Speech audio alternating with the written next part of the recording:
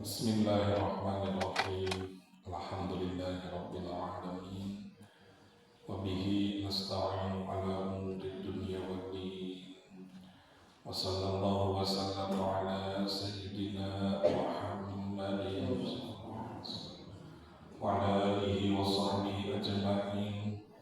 Wa la hawla wa la quwwata illa billahil aliyyil azim. Amma ba'd. Kanggung tipayun pangabaran sami-sami manjatkan puji hasan puji kehadirat Allah Rabbul Izzati. Karena alhamdulillah dina ieu saat urang masih dipaparin nikmat Allah, nikmat sehat, nikmat sempat. Alhamdulillah karena ieu nikmat eta urang masih dipaparin kesempatan Allah kangge ngalaksanakeun ibadah salat subuh berjamaah sareng kajian ahad subuh. Mudah-mudahan ampelan urang dina diwatos sing diwuhu ku rahmat Allah Subhanahu wa taala. Salawat wa salam mugi-mugi tetep dimunculkeun, dikucurkeun, dipacarkeun ka junjungan urang sadaya Habibullah Habibuna Nabiullah Nabiyuna Sayyidul Alamin penghulu alam semesta Baginda Rasulullah Muhammad sallallahu alaihi wasallam. Para sepuh sadayana, para bapak ibu primados lebih hormat sangat dimuliakan Allah. Seperti biasa saat acara di kawitan urang istighfar saraku sulihan di kawitan Sayyidul Istighfar. Bismillahirrahmanirrahim. Allahumma anta rabbi la ilaha illa anta khalaqtani wa ana 'abduka wa ana ala ahdika wa wa'dika mastata'tu a'udzu bika min syarri ma sana'tu wa a'udzu laka min ni'matika 'alayya wa a'udzu laka min dhanbi faghfir li fa innahu la yaghfiru dhunuba illa anta. Astaghfirullahaladzim, astaghfirullahaladzim, astaghfirullahaladzim, astaghfirullahaladzim, astaghfirullahaladzim, astaghfirullahaladzim,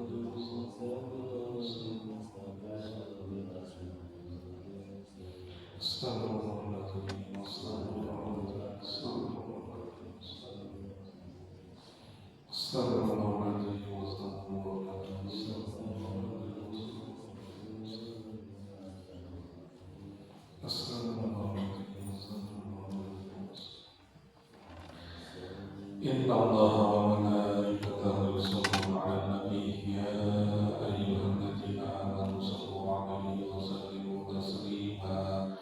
Sallallahu ala Muhammad sallallahu ala Muhammad sallallahu ala Muhammad sallallahu ala sallallahu ala Muhammad sallallahu ala Muhammad sallallahu ala Muhammad sallallahu ala Muhammad sallallahu Muhammad sallallahu alaihi wasallam.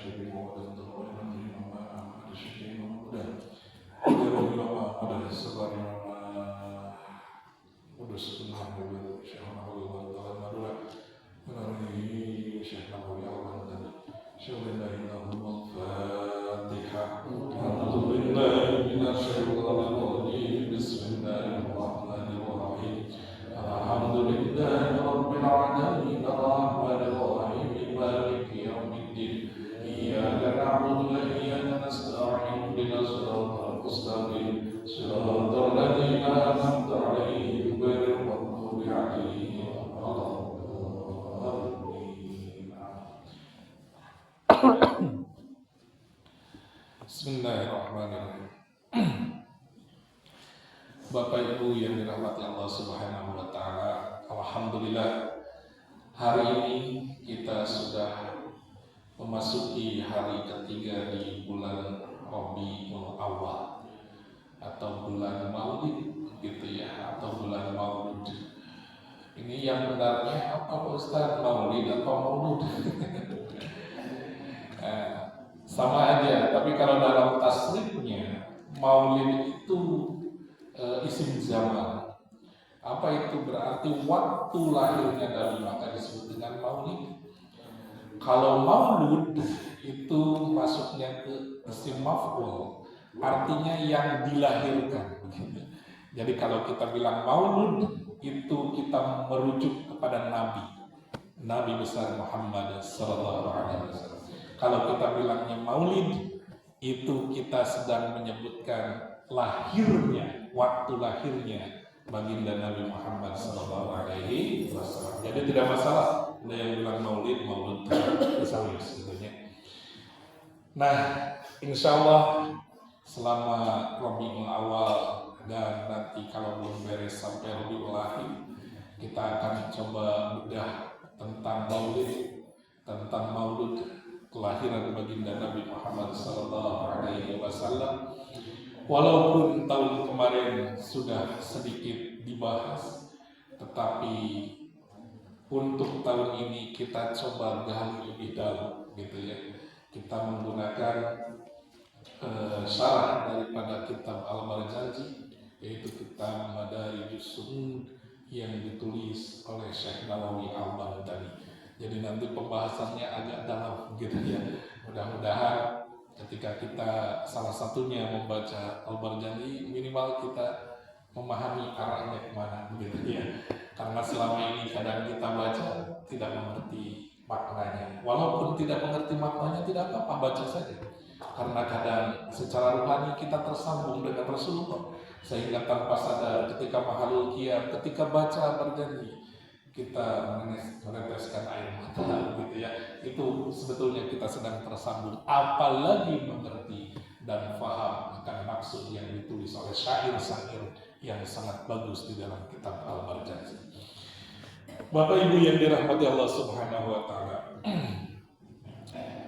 Ini prolognya dulu. Merayakan Maulid sebetulnya itu dari dulu sudah ada. Dari zaman Nabi sendiri merayakan, tetapi merayakan Nabi dulu itu ketika ada yang nanya, wahai Nabi, kenapa engkau berpuasa pada hari Senin? Gitu kan. Jawab Nabi, ana ulidtu fi, itu jawabannya. Aku berpuasa pada hari Senin itu karena aku dilahirkan pada hari itu begitu. Jadi sebetulnya Nabi sedang merayakan kelahirannya itu ketika dia dilahirkan itu pada hari Senin, maka Nabi berpuasa pada hari Senin. Itu Nabi. Para sahabat juga melakukannya, gitu ya, melakukan, tetapi tidak besar-besaran seperti sekarang. Hanya masing-masing. Kenapa? Karena pada waktu itu sahabat itu sudah dekat dengan Nabi. Tidak perlu ada acara-acara yang sangat besar kayak gitu. Mereka itu sudah dekat, gitu. Sudah merasa kaumnya itu sangat dekat dengan Nabi. Tidak orang kumaha.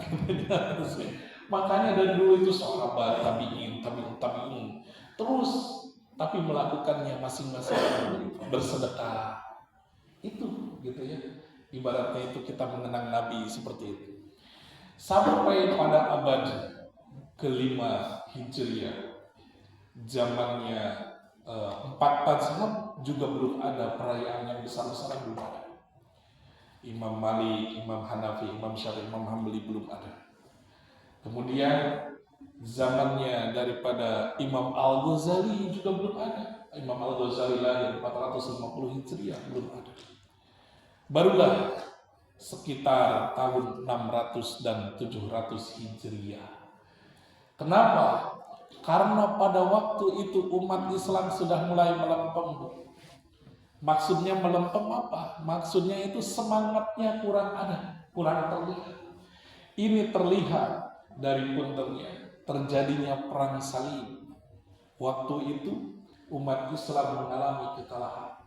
Sehingga yang berpuasa pada waktu itu ya orang-orang non-muslim itu. Sampai mau merebut kembali itu susah, gitu ya.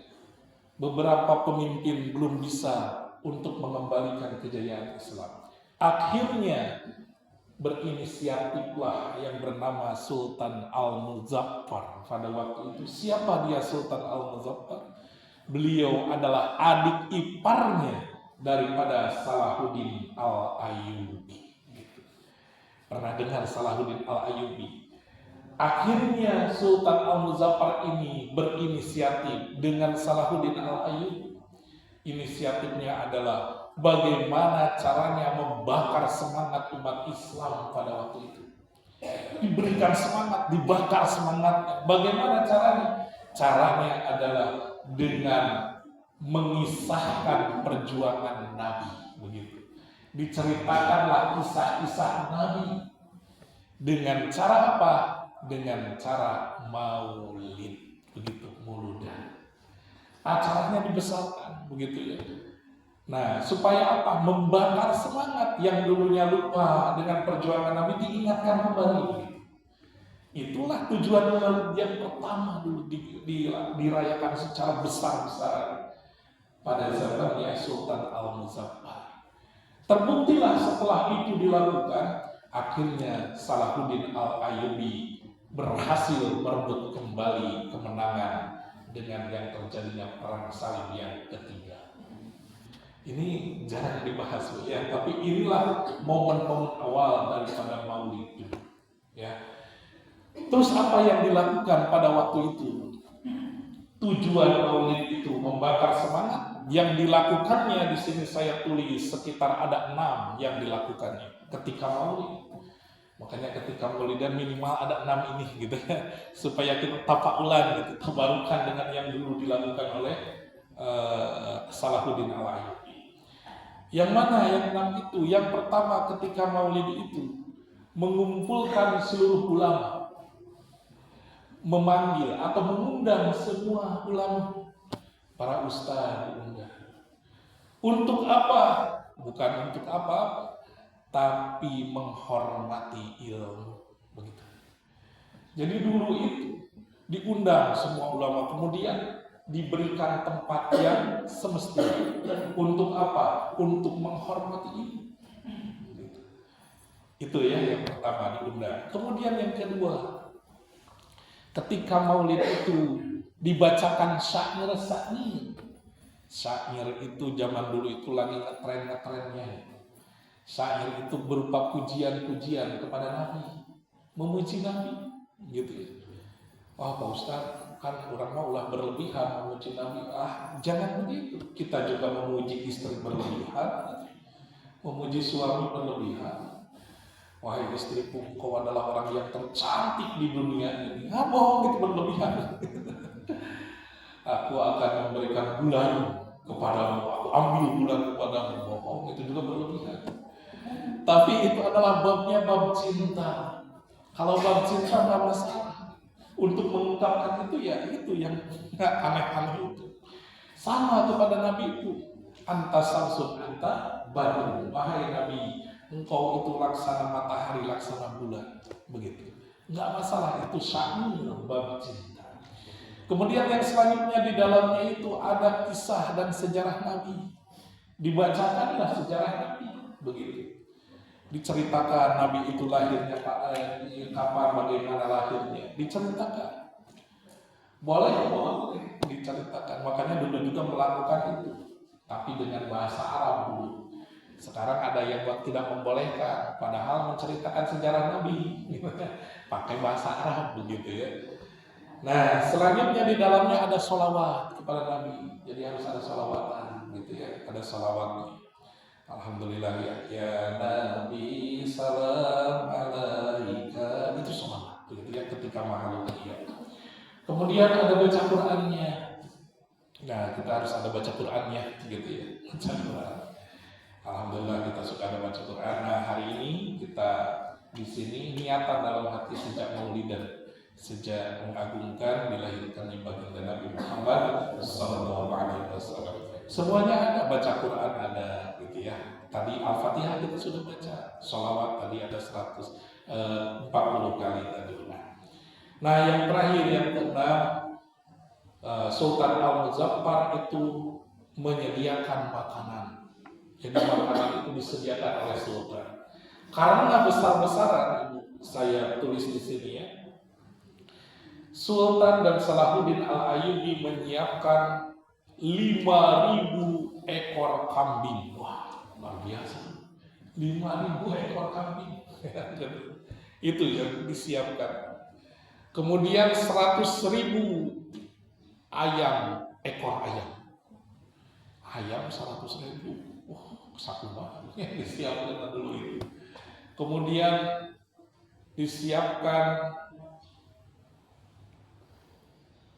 30.000 piring buat cemilan begitu.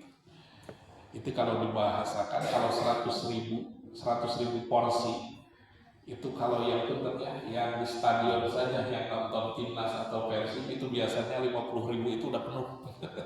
Ini berarti 2 stadion disiapkan makanan untuk orang-orang yang hadir pada waktu itu. Nah, jadi salah satunya ada makanan. Nah, suka ada makanannya, jadi kita alhamdulillah. Jangan memaksakan, itu sekemampuannya, gitu ya. Dan kita di sini juga suka ada makanannya, alhamdulillah. Minimal ada air, alhamdulillah itu minuman. Tapi suka ada makanan, alhamdulillah yang bersedekah. Kita doakan mudah-mudahan selalu diberkahi oleh Allah Subhanahu Wa Taala. Amin ya Allah ya Rabbal Alamin. Alhamdulillah, gitu ya. Nah itulah ibu-ibu semuanya, bapak-bapak semuanya. pertama kali maulid dilakukan secara besar-besaran itu terjadi pada sekitar 600 dan 700 Hijriah, sebelum penaklukan daripada perang Salim waktu itu yang dilakukan oleh Panglima Besar Salahuddin Al-Ayyubi. Begitu ya. Nah, oleh karenanya selanjutnya terus tahun-tahun selanjutnya, akhirnya setelah 400 tahun kemudian ada seorang ulama yang menulis kisah Nabi, sejarah Nabi yang dalam bentuk syair. Syair itu bahasanya gini, kalau di kita itu kalau belakangnya O, nanti belakangnya juga O, kayak pantun gitu. Un gitu belakangnya itu.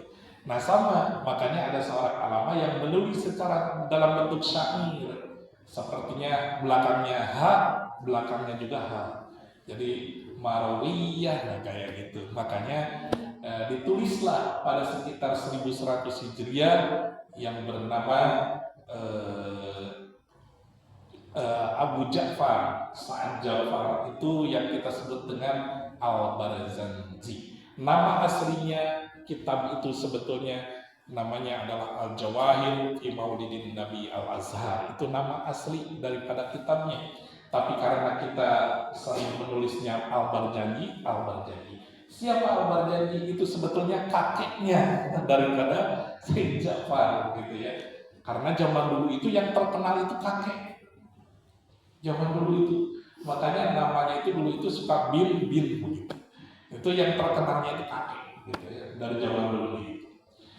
Nah, oleh karenanya kita akan bahas kita Al-Barzanji ini gitu ya, minimal 4 atiril gitu ya, yang sering kita baca minimalnya 4 atiril sampai ketika ia talak lahu sana. Itu teh sampai ketika Nabi lahir ke dunia, kemudian muncullah cahaya. Ya talak lahu sana itu cahaya kemana-mana, itu maksudnya. Sehingga ketika lahir Nabi, sebagai penghormatan kita berdiri untuk mahalul qiyam begitu. Setelah itu mahalul qiyam. Nah, kita akan coba mulai dari awal sampai akhir itu minimal itu gitu ya. Dan ternyata di dalamnya ini diterangkan dalam kitab syarahnya itu panjang sekali. Tidak segampang ketika membaca satu bait begitu ya. Kita pelan-pelan. Bismillahirrahmanirrahim. Nah, ini kita dari pembukaan muqaddimahnya kita baca dulu. Bismillahirrahmanirrahim. Iftatahal mu'allif bil bismillah iftida'il kitabis samawiyah. Dengan ucapan bismillahirrahmanirrahim ini, mu'allif itu yang menulis kitab, yaitu Syekh Nawawi Al-Baghdadi, menulis bismillah supaya mendapatkan faidah dengan kitab-kitab samawi. Apa itu kitab-kitab samawi? Kitab-kitab yang diturunkan dari langit, kitab-kitab yang diturunkan oleh Allah kepada para nabi. Kitab apa saja? Banyaknya. Kitab Taurat, Injil, Zabur, Al-Quran, suhuf sebelumnya. Ternyata di sini dituliskan itu semua diawali dengan Bismillahirrahmanirrahim. Walaupun dengan bahasa yang berbeda.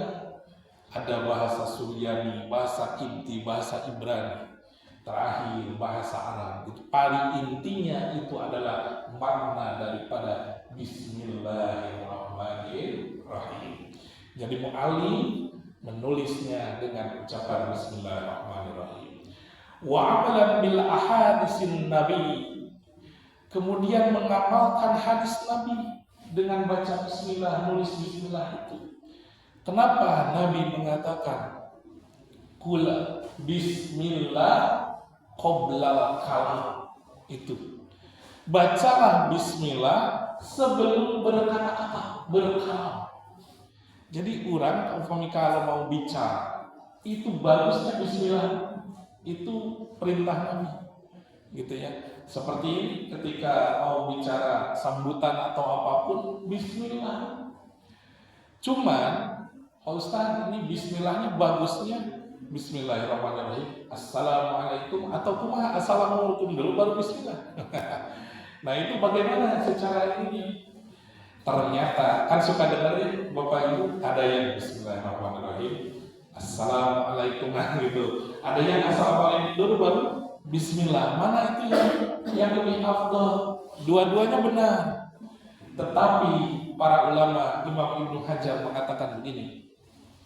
Yang dimaksud kalam, berkalam itu berkalam, berbicara.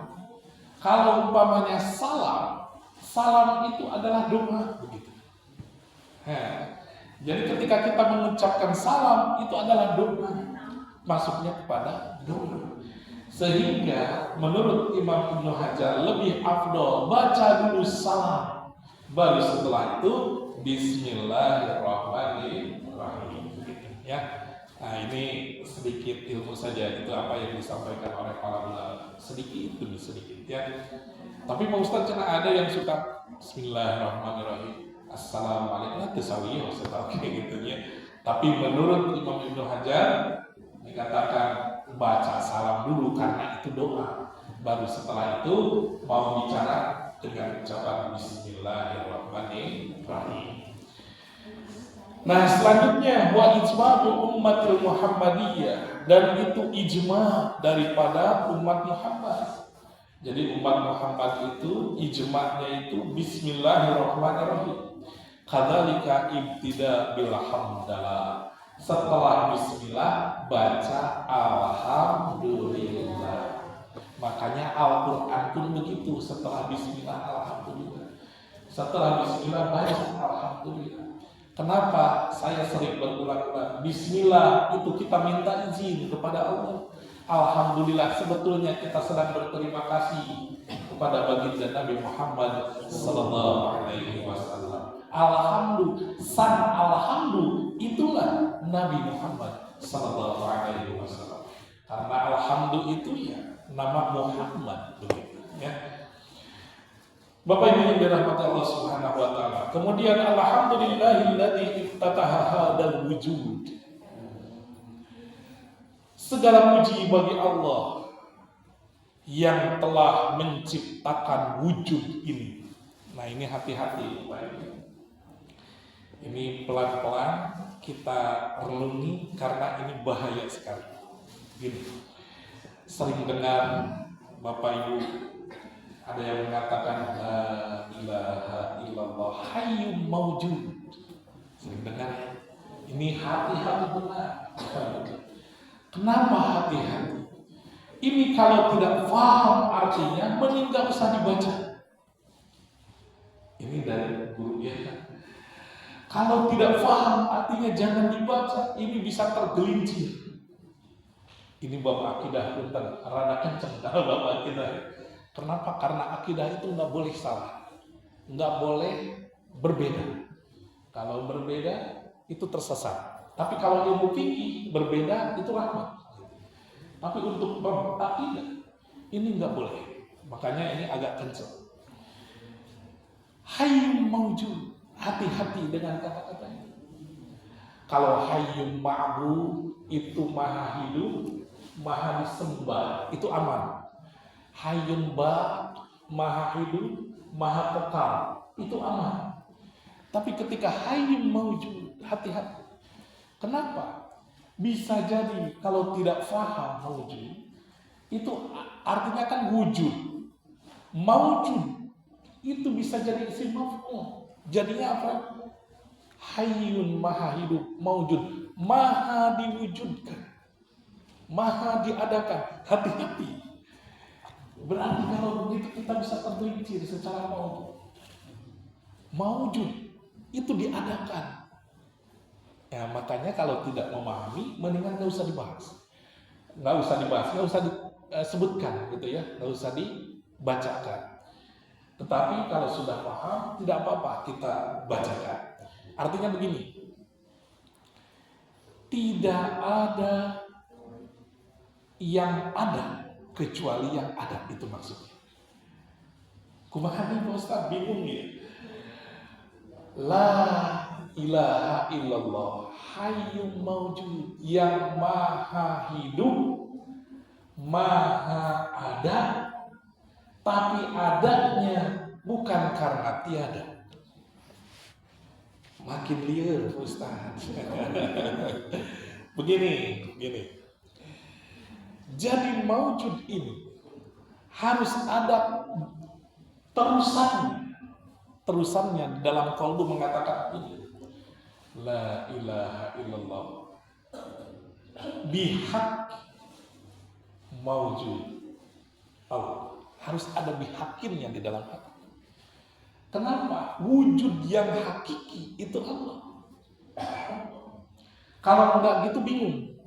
Contoh gini, tidak ada yang ada, tidak ada yang wujud kecuali Allah. Pertanyaan, iya ada wujud? Wujud kan kita semua, wujud ada. La ilaha illallah, la maujuda illallah, tidak ada yang wujud kecuali Allah. Iya teh berarti wujud semua.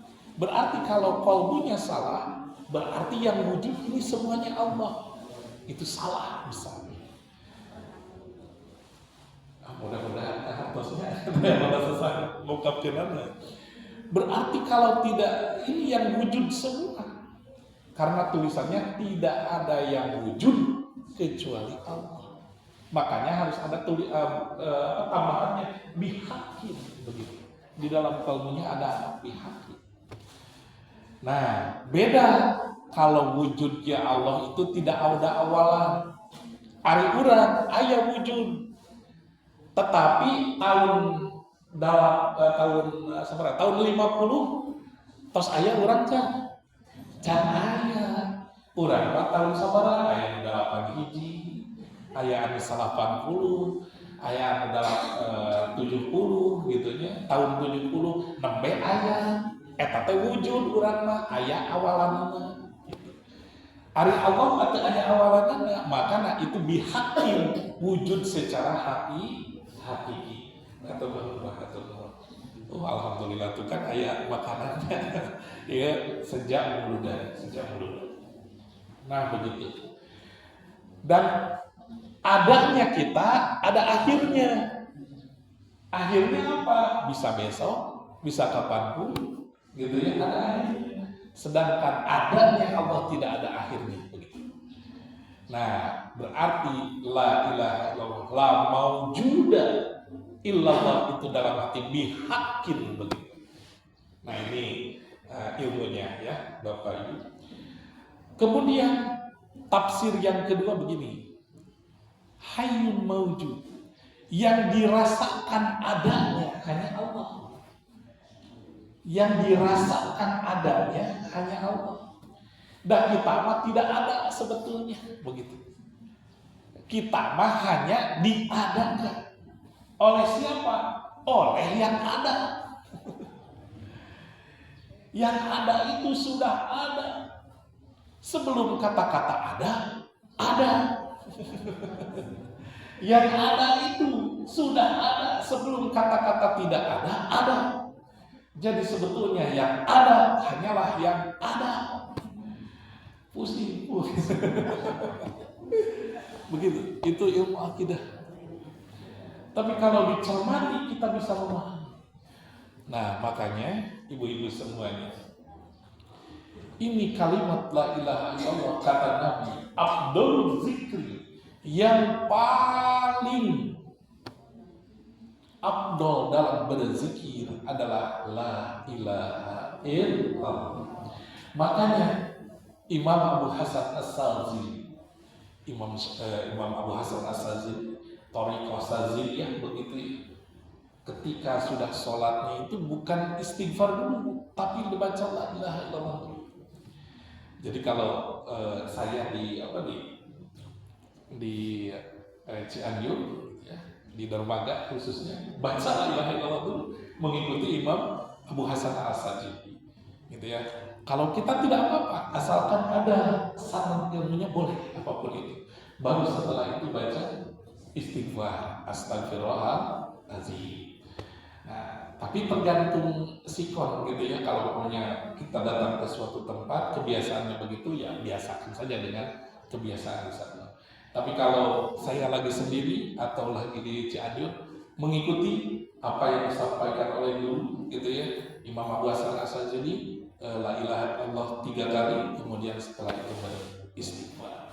Nah, mudah-mudahan bermanfaat ya, boleh diamalkan. Kalau diamalkan boleh saya jajahkan kepada Bapak Ibu semuanya supaya nyambung sanadnya, boleh. Nah itu ya ibu-ibu, hati-hati gitu ya.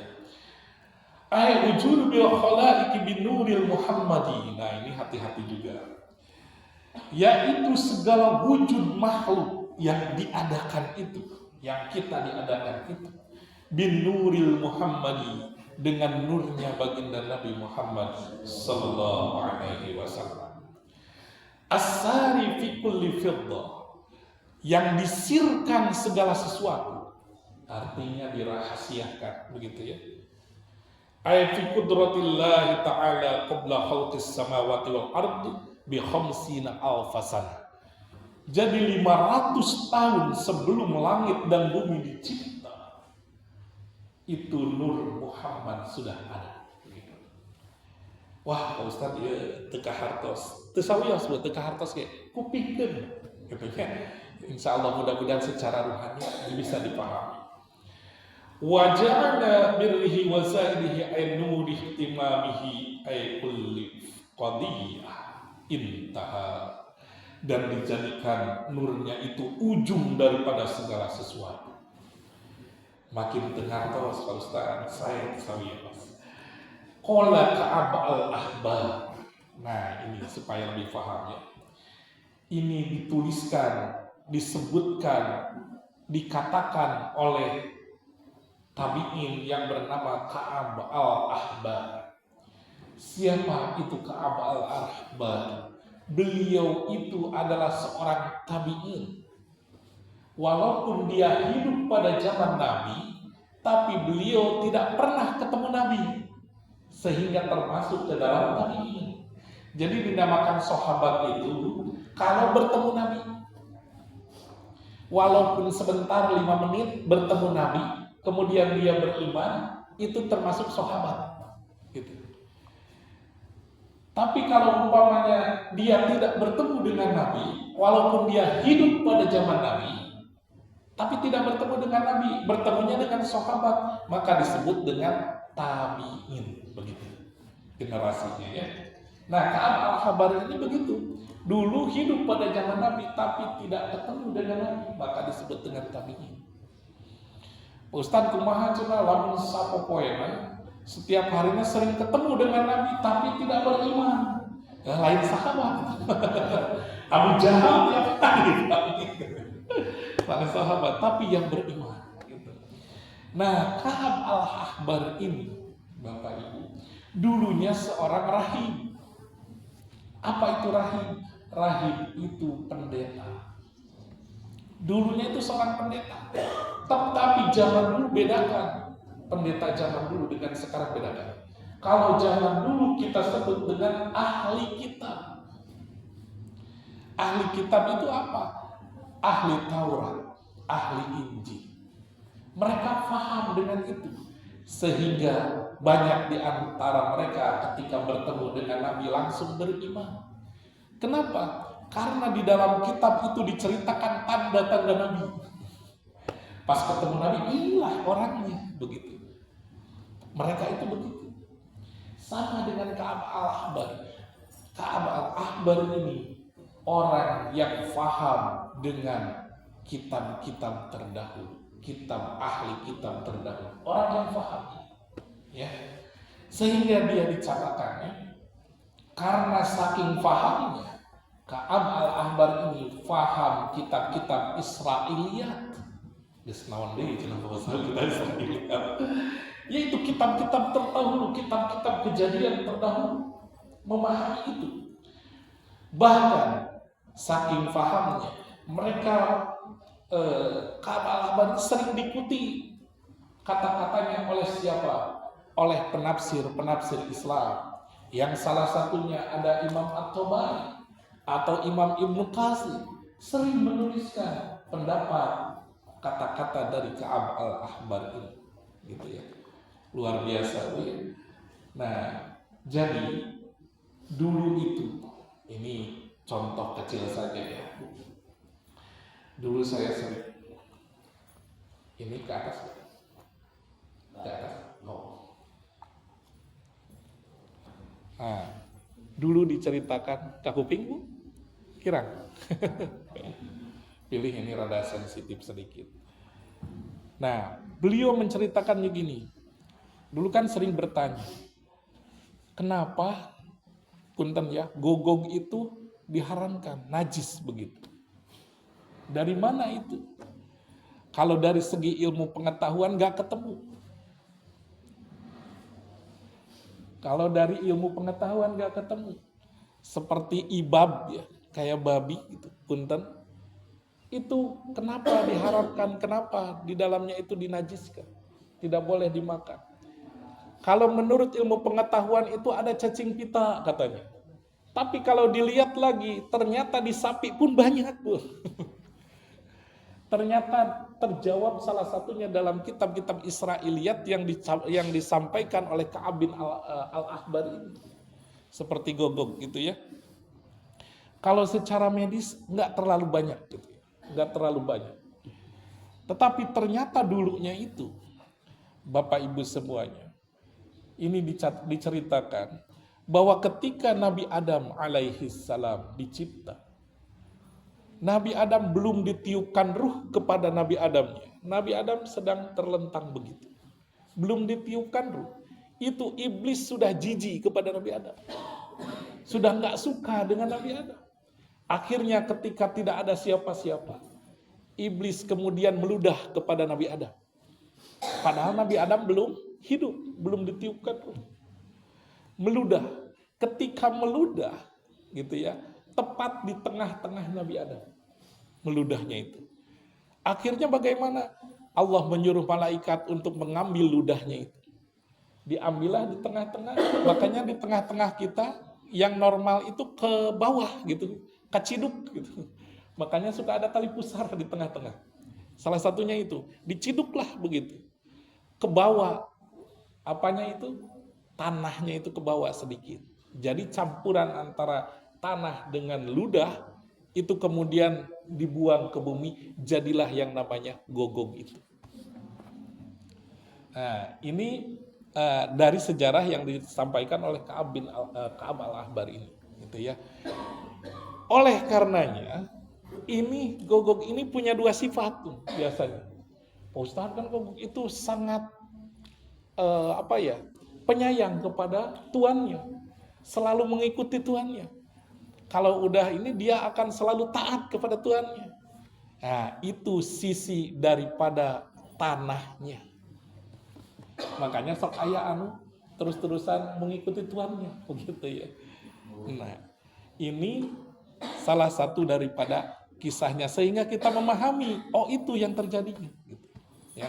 Tapi ini tidak perlu wajib diimani, tidak perlu. Jadi ibaratnya kalau umpamanya percaya boleh, tidak percaya pun tidak apa-apa, gitu ya. Karena tidak ada di Quran, tidak ada di hadisnya, nggak ada.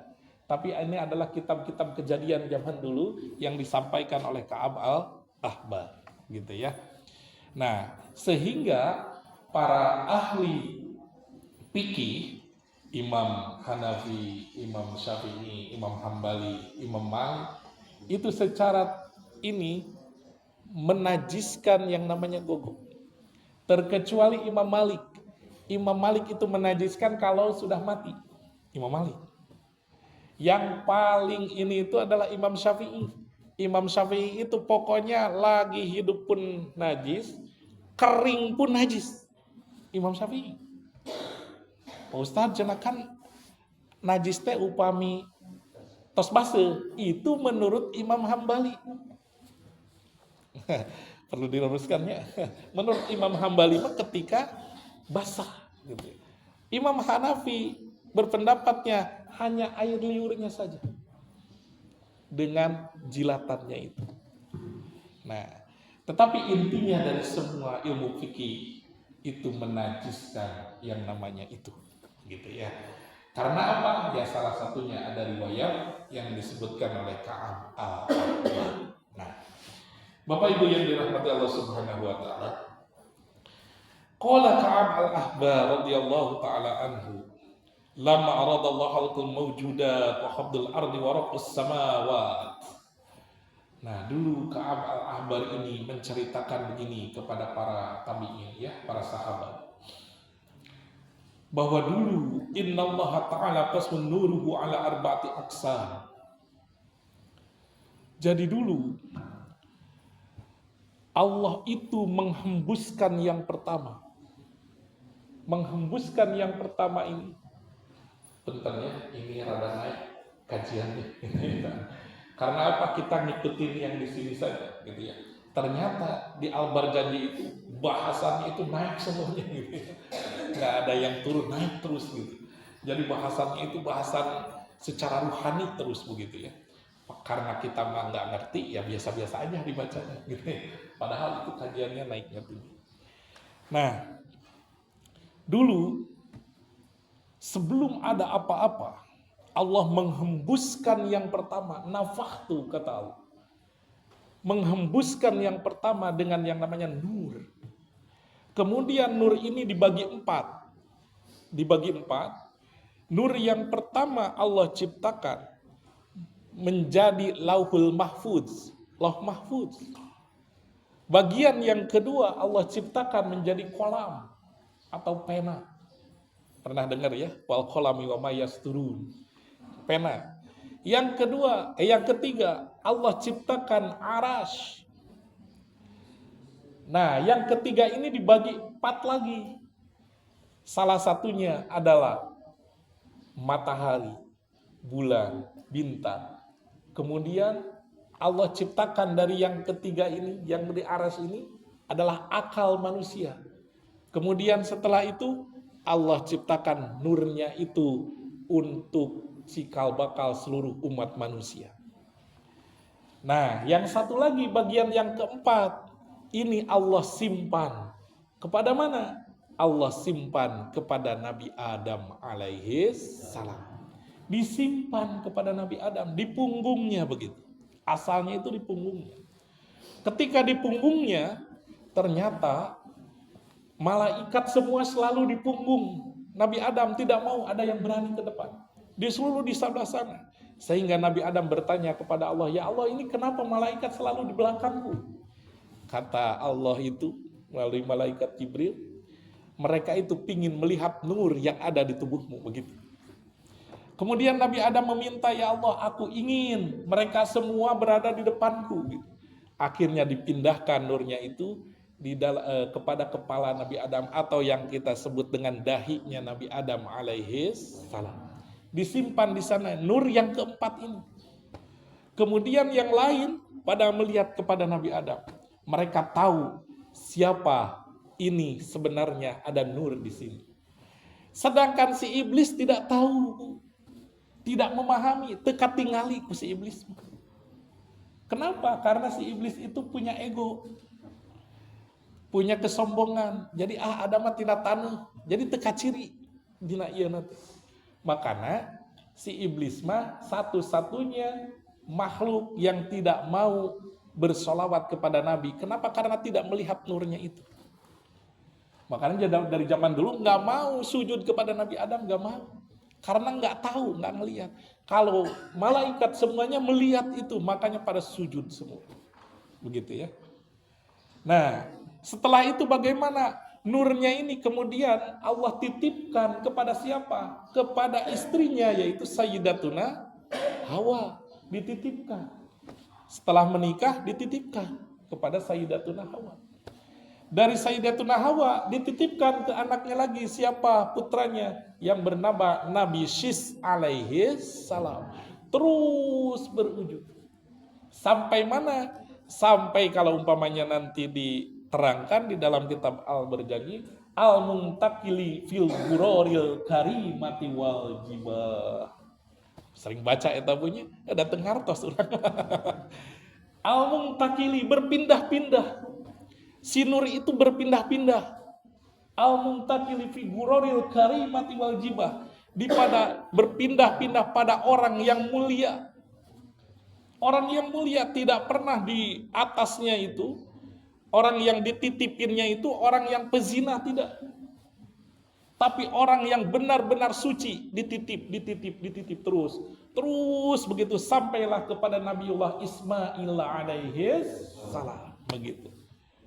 Itu nurnya. Kemudian terus Nabiullah Ismail terus itu terjaga semua nasabnya, tidak ada yang melakukan perzinaan, tidak ada. Makanya kita sering baca nasabunta itu menceritakan itu semua. Cuman kita mah nggak ngerti tehnya. Padahal itu yang diceritakan. Hafizah ilahu karomatal li Muhammadin. Allah itu hafiz, melindungi yang namanya Nur Muhammad itu. Tarokus sifah hafalam. Taroku itu meninggalkan sifah. Sifah itu apa? Perzinahan. Tidak ada perzinahan di atasnya, buyutnya, apapun itu, tidak ada yang namanya perzinahan. Nasabnya mulia dari atas, sampailah min adamin ila abihi wa ummihi. Nah, itu ceritanya. Dari Nabiullah Adam terus sampai kepada ayahnya, wa ummihi sampai kepada ibunya. Nah, itu terjemahannya. Makanya kita membacanya itu kayak membaca syair begitu, Bu. Kaca membaca syair ya. Alhamdulillah, ya salitnya nambah dibuka. Itu acan ya, itu acan masuk karena abtadiul nanti acan. Insyaallah minggu payun orang abtadiul. Ternyata abtadiul juga panjang juga ininya bahasannya. Mudah-mudahan Allah memberkahi kita semuanya. Amin ya Allah ya rabbal alamin. Walaupun sedikit demi sedikit, tapi kalau umpamanya maulid, inilah yang diterangkan begitu ya. Kalau biasanya kalau ada maulid yang sifatnya setahun sekali perayaan, biasanya itu menceritakannya hanya sekilas saja sebetulnya. Justru yang paling banyak, yang paling dalam itu biasanya di kajian-kajian seperti ini, gitu ya. Mudah-mudahan Allah memberkahi kita semua. Mudah-mudahan dengan tabarruknya kita, mengagungkannya lahirnya baginda Nabi Muhammad SAW, kita mendapatkan syafaat beliau. Amin ya Allah ya rabbal alamin. Ya, badai lajeng seberapa menit ya? Atas 50 menit. Badai salib deui, badai lajeng. Nah, salib deui we, salib deui. Nah, akhirnya bagaimana? Akhirnya ada seseorang yang bernama, di sini sebutkan ya, Abu Sayyid Zain Sayyid Ja'far bin Hasan bin Abdul Karim. Namanya Sayyid Ja'far bin Hasan bin Abdul Karim. Madfun yang dikuburkan di Jeddah, dikuburkannya itu di Jeddah. Bin Sayyid Muhammad ila Abi Muhammad huwa Sayyid Rasul al-Barjandi.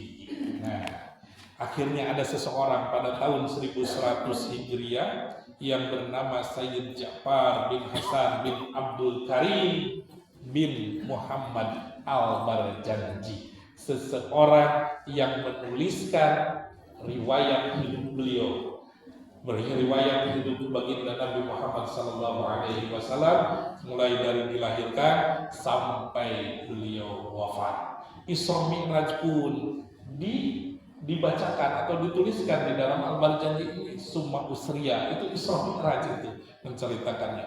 Jadi ada seseorang yang bernama Al-Barjandi, dan inilah cikal bakal pertama kali yang sering dibacakan di Indonesia itu Maulid Al-Barjandi, karena 1100 tahun pada Hijriah. Sedangkan yang lainnya baru-baru semua ya. Kayak ada Simtuduron, ada yang namanya Nibah, itu baru-baru. Yang paling lama itu yaitu ini, yaitu Al-Barjanji. Dan alhamdulillah di RU ini yang dibacanya Al-Barjanji, lanjutkan, teruskan.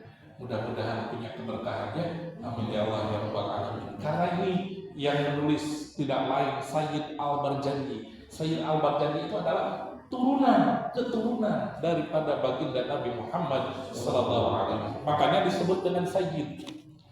Jadi turunan Nabi itu kalau Sayyid itu dari turunan Sayyidina Husain. Kalau Syarif itu turunan daripada Sayyidina Hasan. Begitu ya.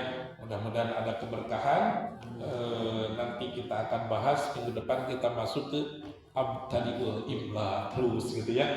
Mudah-mudahan selama Maulid ataupun Rabiul Awal dan Rabiul Akhir ini kita buka terus ini dengan membuka dan menceritakan kisah-kisah Nabi. Semoga kita makin cinta dengan Nabi Muhammad SAW. Itu tandanya kita cinta kepada Sang Alhamdulillah, Sang Nur Muhammad, Nur Ahmad, begitu ya. Makanya hati-hati ketika ada yang mengatakan seringnya Ahad Zatullah, Ahmad Ruhullah, Muhammad Habibullah, Muhammad Rasulullah, Al-Mahdi Khalifatullah. Itu ilmu ma'rifat tingkat tinggi. Kalau tidak paham jangan dibaca gitu ya. Kecuali ada yang mengarahkan gitu ya. Kalau ada yang mengarahkan, ikuti, karena secara rohani kita sedang mendekat gitu ya. Mudah-mudahan Allah merahmati kita semua. Amin ya Allah ya Rabbal Alamin. Cekap panutannya atas langkung saparapan. Mudah-mudahan mingguan payu dipaparin kesempatan Allah kami ngaguan guys, ada yang mudah-mudahan hati kita makin dekat dengan Rasulullah SAW. Amin ya Allah ya Rabbal Alamin. Cekap pamitan serta kami tutup seperti biasa dengan zikir hasbi Allah. Bismillahirrahmanirrahim. Hasbi Rabbi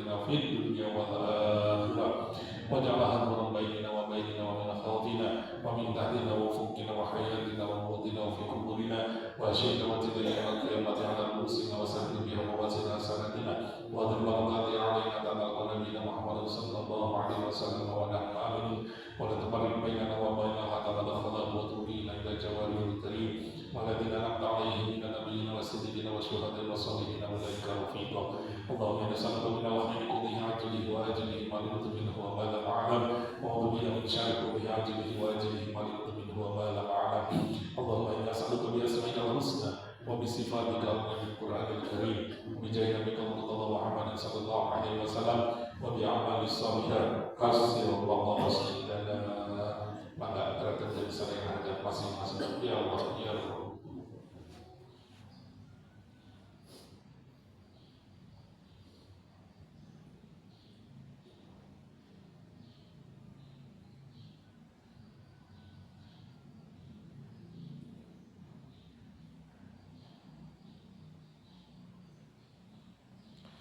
Amin amin ya Allah ya Rabbal alamin. Wa sallallahu ala sayyidina Muhammadin nabiyyi wa alihi wa sahbihi wa sallam.